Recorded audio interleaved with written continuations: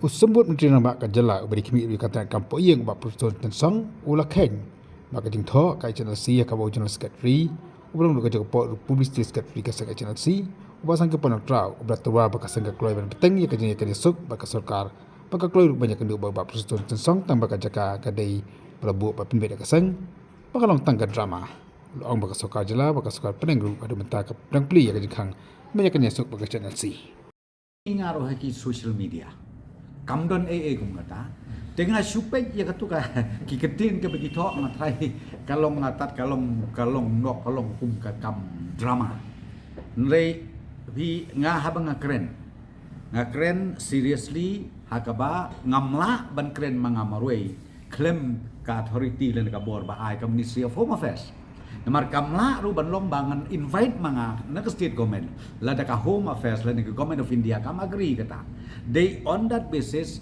balay baka Government of India kadang open ya ka jingkang bangin ya keren dengan ka kadaw nga dan keren biang ngidang invite on behalf of the state government bas ngau ba what this continue ya kanika talk tongin beteng ya kanika talk but habab kum mga repeat kum mga perisai ka to kalas ngayat perisai biang lada piting namar ba kadaw ba ka baki kiong ba kisne kisino most leader lani chairman lani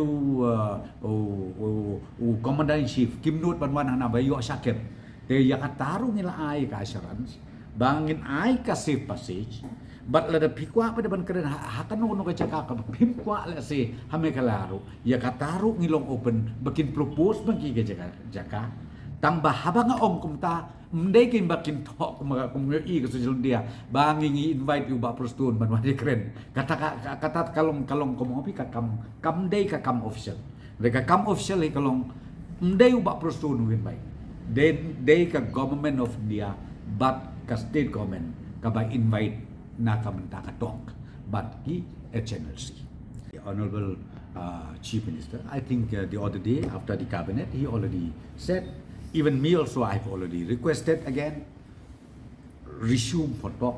The door is open. Still the door is open. Think it again. Please be measured. Think about the future. So, therefore, my, again, stand is very clear. We keep inviting them for talk once again. So, I have nothing to say. I have nothing to say. I can't talk on their behalf. But from the government side, the door is still open. We keep requesting for continuation of talks. But nothing. So